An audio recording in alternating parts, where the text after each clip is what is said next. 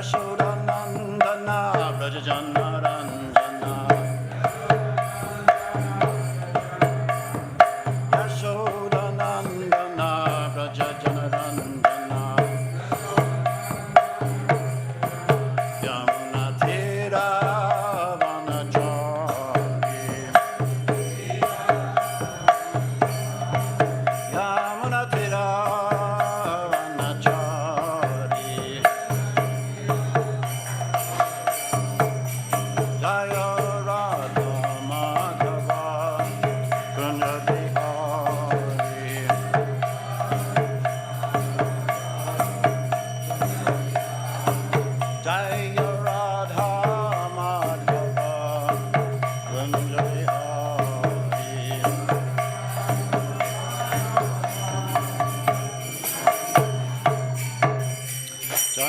Paramahamsa Parivrajikacharya Saraswati Śrīmad-Bhāgavatam Prabhupada Ki Anantakoti Vaishnava Vrinda Ki Primshikaho Shri Krishna Chaitanya Prabhu Nityananda Shri Advaita Gadadha Shivasadi Gaura Bhakta Vrinda Ki Shri Radha Krishna Gopa Gopinath Shamakund Radhakund Giri Govardhan Ki Vrindavan Dham Ki Mayapur Dham Ki, Tulsi Maharani Ki, Bhakti Devi Ki, Samaveda Bhakta Vrinda Ki, Gaura Premanandi. All gloriously assembled devotees, all gloriously assembled devotees, all gloriously assembled devotees, all glorious to Sri Guru and Gauranga.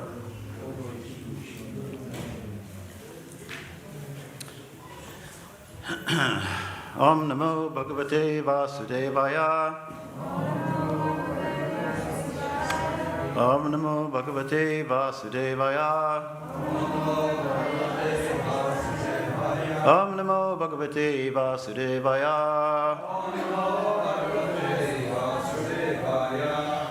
This is a class from Śrīmad-Bhāgavatam, Canto 3, Chapter 17, Text 16.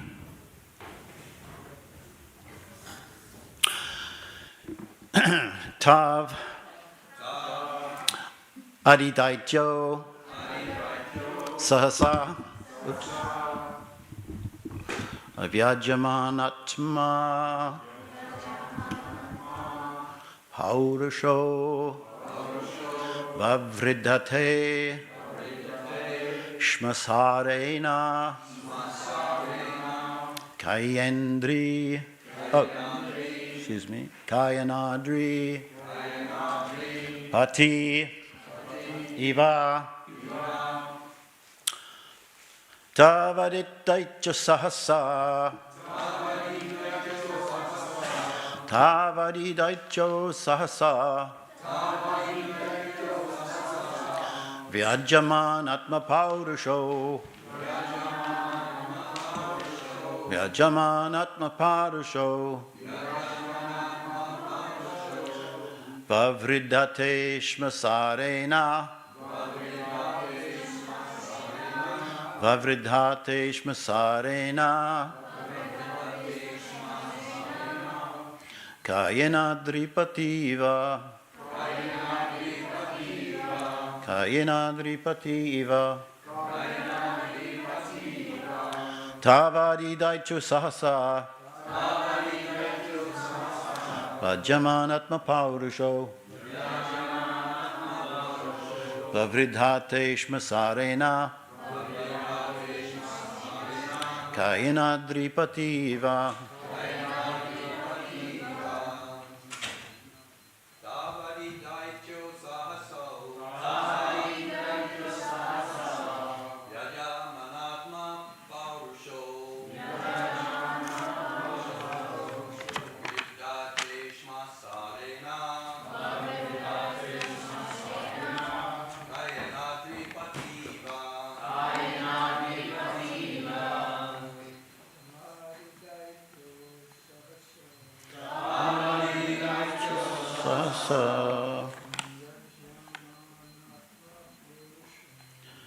Vajjamanatma Paurusho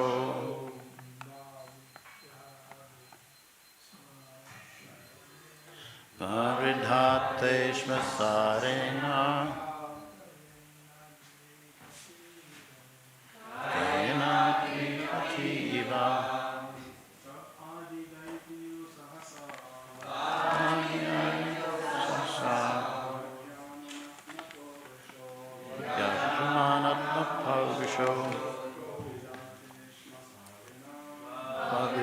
Smarena Kayena Dripativa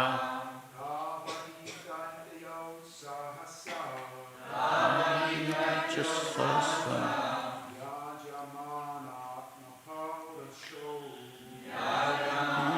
Naparusho Avridhate Shmasarena Kayena Dripativa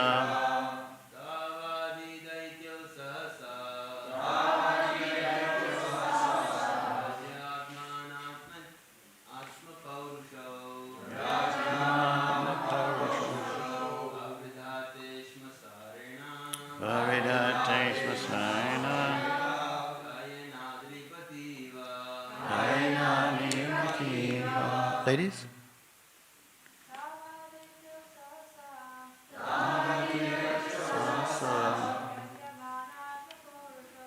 Yajamanatma Purusho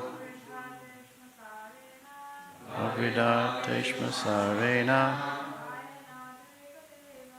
Kayena Dripativa Jasaso Yajamanatma Purusho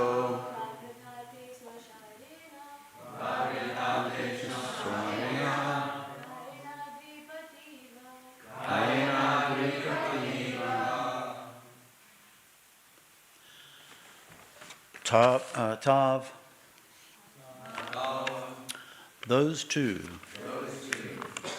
Adi Daityo. Demons in the beginning of creation. Sahasa. Quickly. Vyajamana. Being manifest. Atma. Own. Paurusha. Prowess. Vavridhate. Grew. Ashmasarena. Steel-like. Kayena. With bodily frames. Adripati. Two great mountains. Iva. Like. Translation. These two demons, who appeared in ancient times, soon began to exhibit uncommon bodily features. They had steel-like frames, which began to grow just like two great mountains. Please repeat. These two demons, who appeared in ancient times, soon began to exhibit uncommon bodily features. They had steel-like frames, which began to grow just like two great mountains. Purport by Srila Prabhupada. There are two classes of men in the world. One is called the demon and the other is called the demigod. The demigods concern themselves with the spiritual upliftment of human society, whereas the demons are concerned with physical and material upliftment.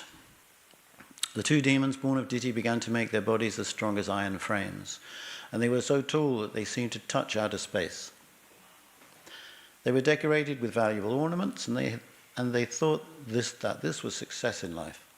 Originally, it was planned that Jai and Vijay, the two doorkeepers of Vaikuntha, were to take birth in this material world, where, by the curse of the sages, they were to play the part of always being angry with the Supreme Personality of Godhead. As demonic persons, they became so angry that they were not concerned with the Supreme Personality of Godhead, but simply with physical comforts and physical upliftment. Om Jnana Timarandasya Gyananjana Shalakya Chakshurun Militam Jena Tasmai Sri Gurave Namaha.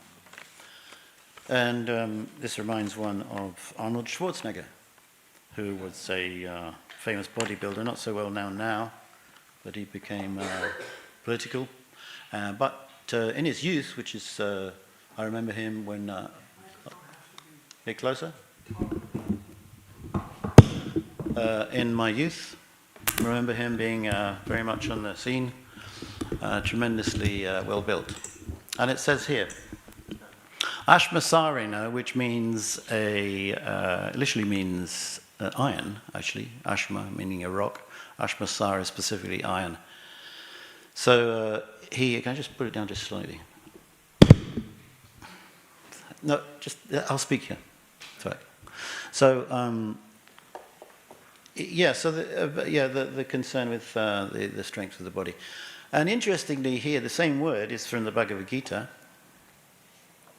Purusha. Purusha, meaning manly. So when Krishna says, I'm the taste of water, and Paurusham Nushu. What does that mean? Anyone know what that means? Yeah, and Paurusham Nushu specifically. Strength, but prowess, manliness is Paurusha. And so their manliness, they were very manly, very powerful, very strong, and that's what they like to be. And you see a lot of people in bodybuilding gyms these days, and taking steroids and making themselves look very big. It's interesting. But anyway, we're not the body, so it should not be a preoccupation. Now, this is about two demons. What was the secret of these demons? Of course, was that the background of their story was that they came from the spiritual. They came from the spiritual world. They got a curse, and so they became demons. And those who were, as it says in the previous verse, those who were aware of this history weren't disturbed, or they weren't bothered by this tremendously bad omens that were taking place all over the world when these two demons took birth, because they knew why they were taking birth. There was a story behind it, and actually they were devotees. And this is the role that sub-devotees sometimes take in order to, because Krishna is, I forget which Upanishad it says, Rasavai Saha, that the Supreme is full of rasa, meaning rasa's feeling, and he experiences bliss in different relationships, one of which is fighting. So Hiranyaksha and Hiranyakashipu came down as demons, as previously they were Jai and Vijay, in order to fight the Supreme Lord. And you see this played out in various demons and their interaction with Krishna, which is to please Krishna counterintuitively. That's what he likes. And I was just reading just the other day about Sankachuda,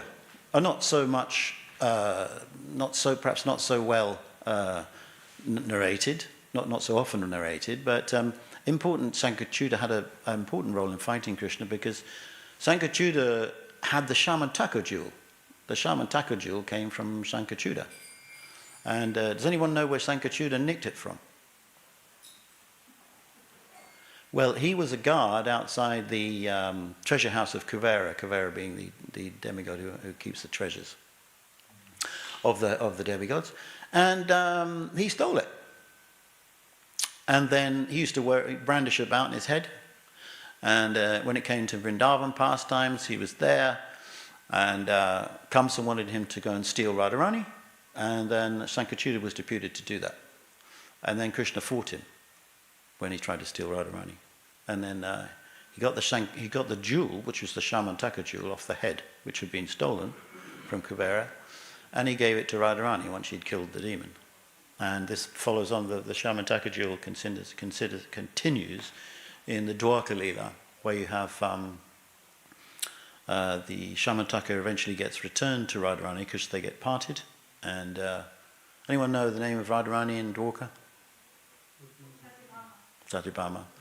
So Satyabhama and Krishna get split up. Krishna gets split up with Radharani, and then the whole thing is resolved when the Shamantaka jewel finally comes back to Radharani. Or Satyabhama. So these are the roles of the demons. Now, here's another interesting point. So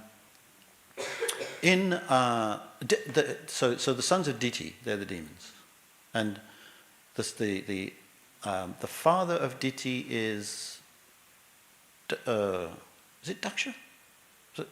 Kashyapa. We're getting them mixed up here. Diti, in any case, became the mother of the demons. The demons are therefore called daityas. And so she, and there's a famous name given to the guru of the daityas. Someone should know the name of the gurus of the daityas, of the demons. Shukra. Also, if anyone's into astrology, if you look at Venus, Venus is called Shukra because the presiding deity of the planet Venus is Shukra. So Shukracharya was the guru also known as Diti Sutta Guru, meaning son of the sons of Diti, the guru of the sons of Diti. And also in popular culture, or the recent popular culture at least, recent culture, the one that's the figure that has got a lot of sort of evil surrounding his name and his what he's done in the past and what he's up to is called Lucifer. Everyone knows that. So Satan or Lucifer, and Lucifer is actually, funnily enough, Lucifer is the morning star, which you see every day, the last one that goes out. So that's Shukra. Interestingly, that even now, people think, oh, Lucifer, ooh, and it's like, oh, go on, no, I don't want anything to do with Lucifer. And probably rightly so, because originally Lucifer was the guru of the demons, so apparently it still is. If you follow my logic, that's a bit of a speculation. Could be right. I mean, Shukracharya. It's the same. Lucifer is the morning star. So there you go. So, but if we're talking about the reason, today is the inauguration of ISKCON, the incorporation of ISKCON. In 1966, there was a charter set up to establish ISKCON, much as you'd set up any organization, for instance, the League of Nations, United Nations. All these big non-governmental organizations have charters. So similarly, Prabhupada set up a charter, and which was the ISKCON charter, which was incorporated in 1966, today, or maybe yesterday. What's the date today? 7th? So it was today. And in that, what did he do? What he particularly was a number of things. I'll read them out, if I may, because there's only 5 of them, but they actually embody what the objectives of ISKCON are supposed to be, and they include. Just 1 second, I have it here. Hold on. No, I'm not online. Hold on. Hold on a second. Downloads, right. Here we go.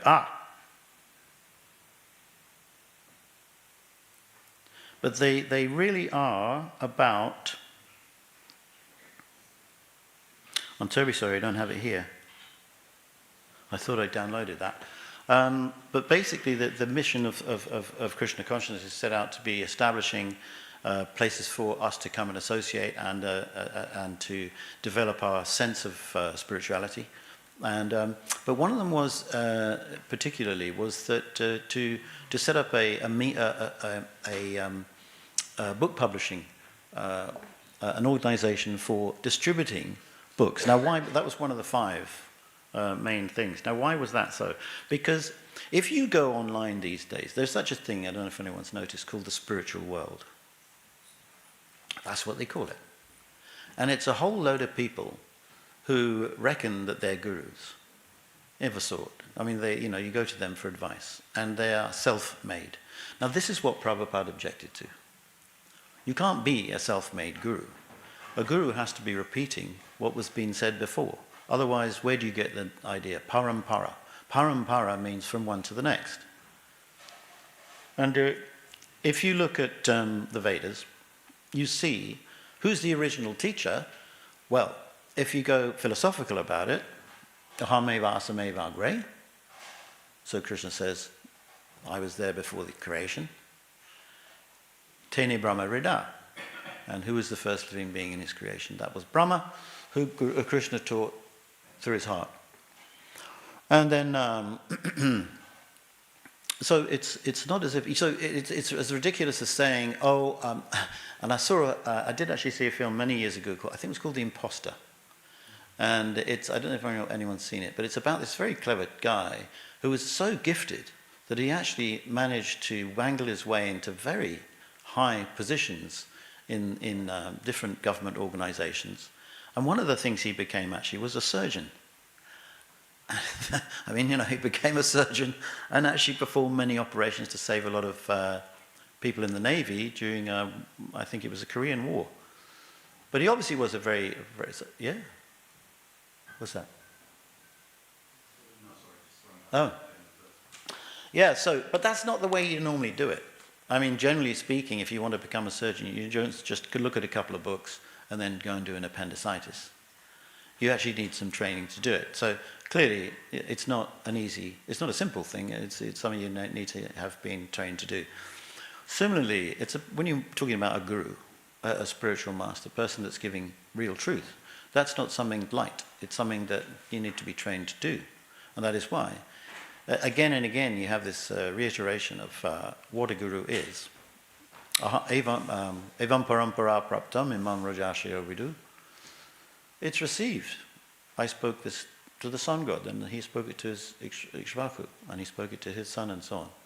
So this is, if you're talking about a guru, someone who's weighty with knowledge, which is the literal meaning of guru, spiritual master, they're not representing anything but Krishna. And for a teacher to be self-made is not the idea. That's not a guru as such. It's not by its definition anyway. And that is why in the incorporation of ISKCON you had this very important part of it, which was to publish and to distribute the Shastras. So no one can argue that this is some kind of newfangled invention, that it is something that comes from tradition, that is something that has...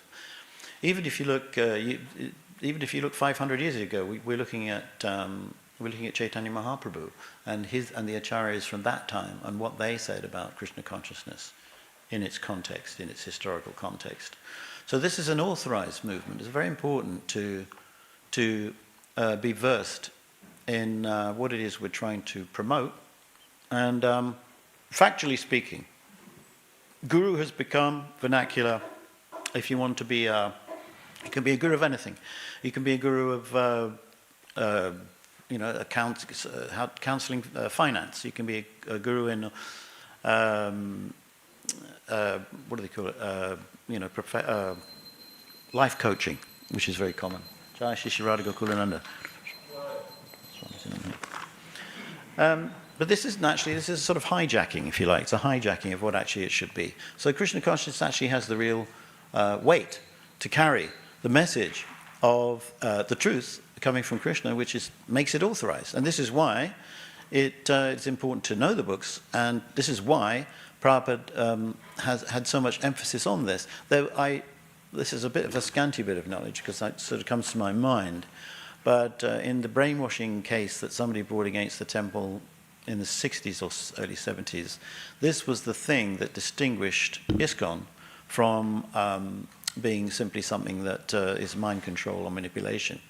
It established its authority. So very important.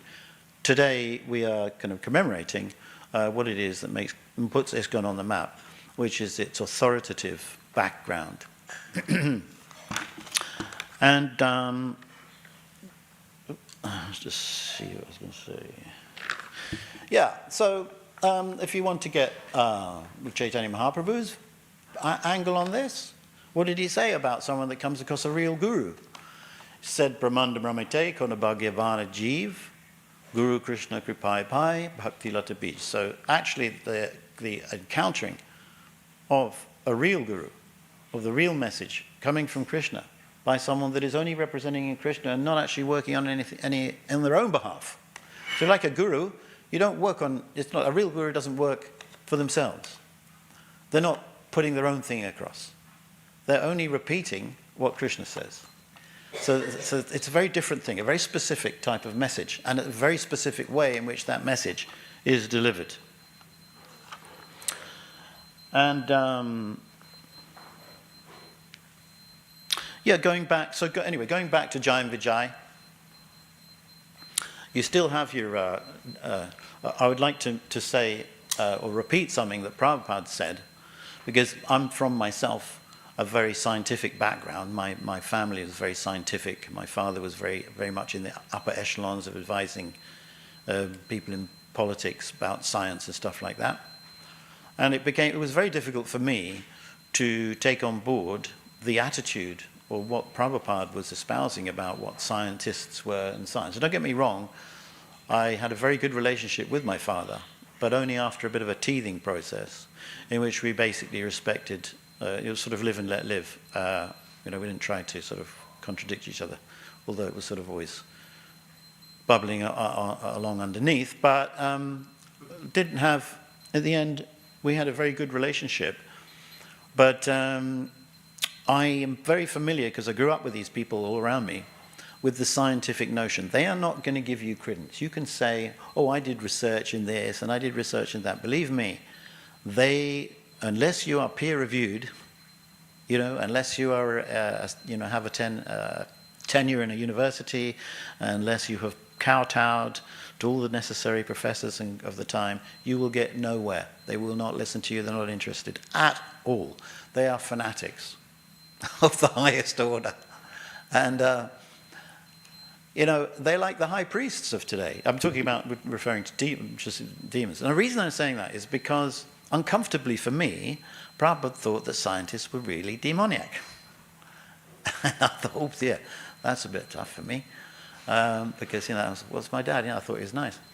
And, but he was actually quite nice. And you're kind of a bit misguided, but the approach to understanding, the empirical approach was what it was all about. But they do not, they are, this is really Maya Parita Jnana. Because you see what's going on in front of you. This is what inspires scientists. They see an embryo and it develops into, different muscles and heart and a brain and what? How? How are there so many flowers? What on earth is the energy of the sun coming from? So these things actually, they inspire people that want to know, but with the atheistic mentality, they want to reduce it to some sort of incredibly chance. Now, and the other amazing thing is that although they say, oh, it's ridiculous, how can you believe that this a cowherd blue boy is the Hamsarasya Prabhava? What's wrong with you? But, they have a faith.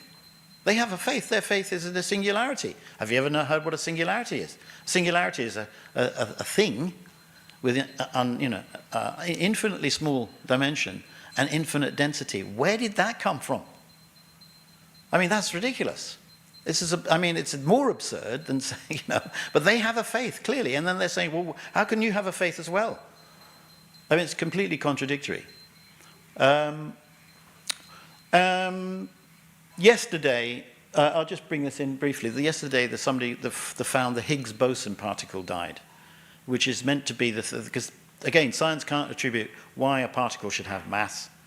So they say, oh, there's this magical energy that exists throughout the universe which gives particles mass. And they say, and again, it's another faith thing. And it's this magical energy that will attribute to a particle the quality of mass.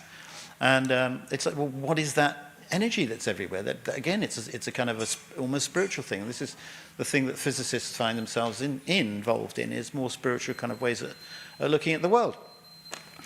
But so we are living in a large cult where the temple is the temple of academia and science, where they have their gurus, which you cannot contradict, which are the experts, The experts, everyone says, ask the experts. And do you know what a good definition of an expert is? Anyone know a good definition of an expert? It's quite a well-known one. What? A pundit, yeah, it's a good, right. But a pundit in the wrong way, generally they are, because they are, an expert is sometimes defined as somebody who knows more and more about less and less. So it's like that. Maya Parita Jnana. So the obvious is not obvious. It's a pashanapi na pashati situation. Seeing but not seeing. But you cannot contradict these gurus, these authorities that you have to kowtow to, trust the science, all that sort of thing. And I will now say the thing that I don't know if it's said very much now, but it used to be said very much when I was a young devotee, and it was the thing that I had to deal with because I'm from this scientific background. And it was scientists, this is what Prabhupada said, kick on face with boot. So, deal with that as you will. But their credibility is under question. And so rather than look to them, rather than do that, better to have the real guru and be fortunate. Bhagavana Jeev, Brahmanda Brahmite Kona Bhagavana Jeev, Bhagavana, a fortunate soul. That's what they do. They finally get to the opportunity to come to Krishna.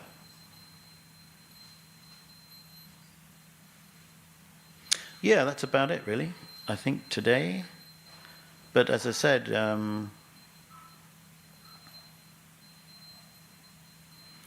the Asura Bhav is not a very curious thing. It is ashrita, like ashram. I'll stop in a minute. Give me a sec. Ashram, meaning, like we're meant to be in the ashram where we take shelter and we're secure. Ashraya, shelter. So some, Asuram Bhavam Ashrita, they actually think, well, if I take God out of the picture, lots of people famous for that, Stephen Fry, notably. Take God out of the picture, very clever person, apparently. But take God out of the picture, that's my shelter.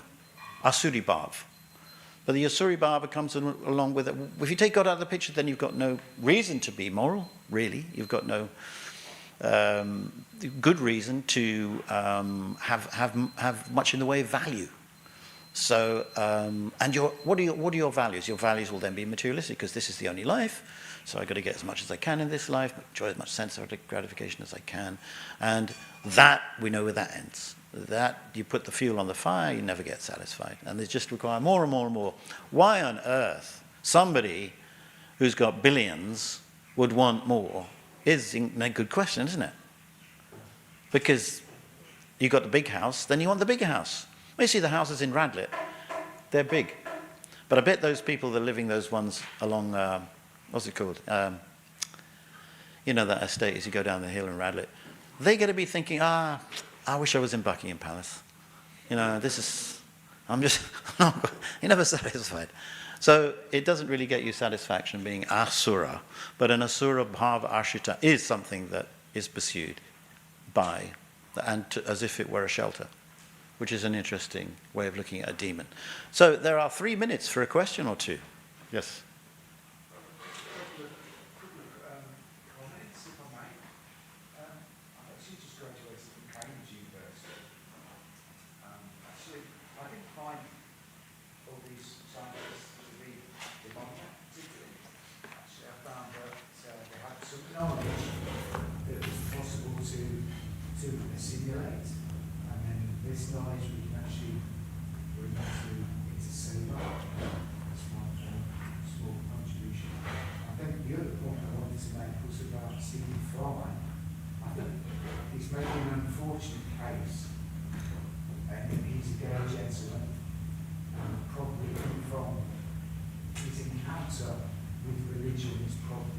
Christian religion, so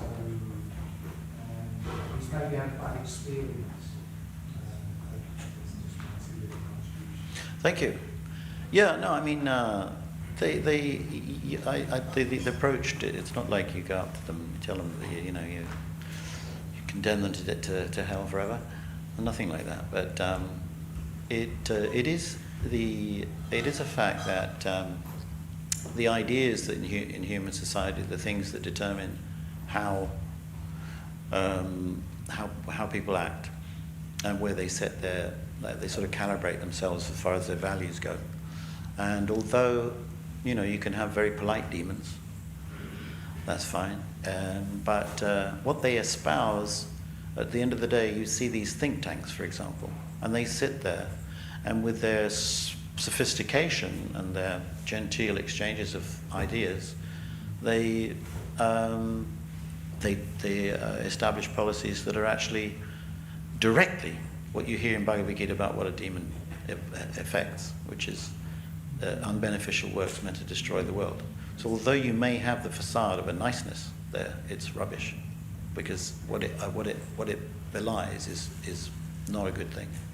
So as much as they are, I'm not saying you don't go and have a friendly chat, but I still, having been converted to the way of Prabhupada thinks, or more simplistic sort of way of looking at the world, but a more theistic one, I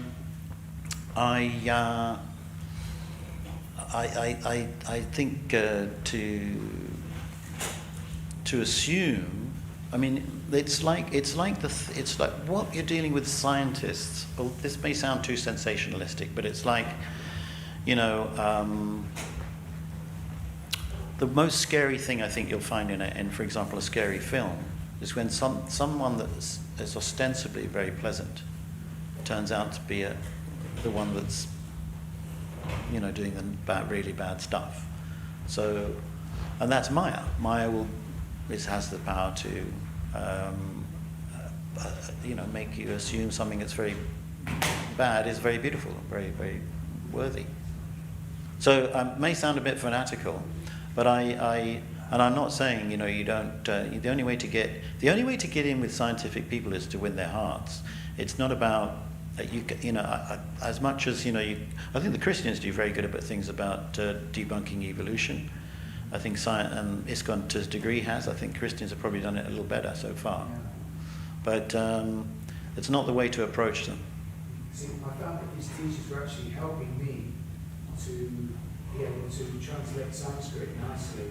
So I'm prepared to accept a guru like that in the capacity that they can help me with my Krishna consciousness. Absolutely. I mean, Krishna's everywhere. He can be in any, can tell you things from any source. This is not a guru. This comes from the Brahma, right? No. It's still a guru. Yeah. No, I agree. I agree with you. Any other points? You were saying something? Prabhu? There is actually a kind of like a movement of scientists who are promoting intelligent design, and it's becoming quite prominent now. This guy called Śrīmad-Bhāgavatam. Yes, I've heard of him, man. Yeah, it's brilliant, yeah. So he's got quite a lot of, quite high profile. He's pushing against, Darwin and Darwin. Yeah, no, they're really good. There's a couple of those. I know that one as well. Fantastic stuff, yeah. Yes, Prabhu?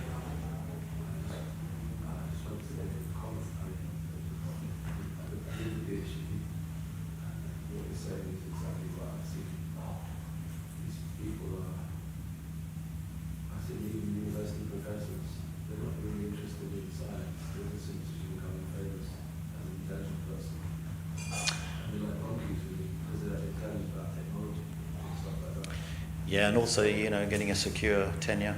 Yeah, so it wasn't pursuit of the truth as such. It was sort of having the technology to grow the senses. So it's a misdirected intelligent science. So I think as a general. Oh, thank you. It's What was your PhD in, by the way? telecommunications. Oh, okay. So Yeah. I'm saying that there is a small group of scientists, but the majority are definitely like that. Yeah, well, these are little cabal, aren't they? They're good guys. Yeah. Well, there's a few of them, yeah. But generally speaking, yeah, there's a kudos manufacturing situation in academia, and it's all about status and power. They're making research grants. Well, I mean, they have to get those. So in order to get those, they have to have they have to be doing their research lining up with what the people who commissioned them want. It's like they're asking, it's not being to search for the truth. No, well, It's the first time I see it. yeah. I better end there. I apologise if I've overstepped the mark there with my comments, but had to be said. Hare Krishna. Jai.